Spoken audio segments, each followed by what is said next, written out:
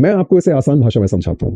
Collocations का मतलब होता है कि जब भी हम दो या दो से ज्यादा शब्दों का इस्तेमाल एक साथ करते हैं तो इंग्लिश लैंग्वेज के नजरिए से वो नेचुरल लगते हैं, सही लगते हैं। और इन जोड़ियों का जब इस्तेमाल एक साथ नहीं किया जाता तब ये गलत लगते हैं और ये अजीब लगते हैं। अब एक एग्जांपल मैं आपको देता हूं स्टूडेंट्स, कि जैसे पढ़ने वाले बच्चे के साथ आप किसी पढ़ने वाले बच्चे को बिठा देंगे तो उनके बीच में अच्छी बनेगी, अच्छी पटेगी और वो स्कूल और कॉलेज के बाद भी हमेशा दोस्त रहेंगे। लेकिन उसी पढ़ने वाले बच्चे के साथ आप किसी शरारती बच्चे को बिठा देंगे तो वो जैसे तैसे बैठ तो जाएंगे आपके बोलने पर, लेकिन ज्यादा दिन तक उनके बीच में बनेगी नहीं और वो एक दूसरे से हो जाएंगे अलग।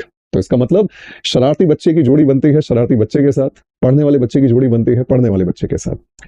मैं कुछ इंटरेस्टिंग एग्जांपल आपको और देता हूं स्टूडेंट्स। जैसे मान के चलिए आप मार्केट में गए, आपको बहुत भूख लगी है, आप दुकान पे गए, आपने ऑर्डर किया छोले। अब छोले के बाद अगला वर्ड आपके मुंह पर आ रहा होगा भटूरे। यस, तो छोलों का कॉम्बिनेशन किसके साथ है? भटूरों के साथ। लेकिन घर पर भटूरे तो थे लेकिन खाने के लिए छोले नहीं थे, तो आपने बैंगन की सब्जी के साथ भटूरे खा लिए। काम तो आपने जैसे तैसे चला लिया पेट भरने के लिए, लेकिन सही मजा और सही कॉम्बिनेशन भटूरों का है छोले के साथ। कोलोकेशंस।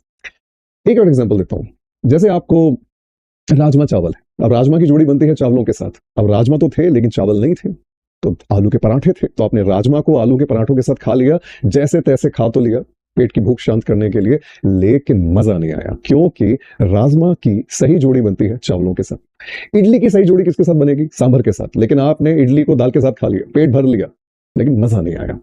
उसी तरीके से स्टूडेंट्स, जब मैं कहता हूं डू अ मिस्टेक, तो मिस्टेक के साथ हम डू बोल करके बस जैसे तैसे काम चला रहे हैं, लेकिन असल जोड़ी मिस्टेक की बनेगी मेक के साथ। तो यहां डू की जगह आएगा मेक, और इसके पीछे कारण है वही राजमा चावल की जोड़ी, वही इडली सांभर की जोड़ी, और इसके पीछे सही कारण है कोलोकेशंस।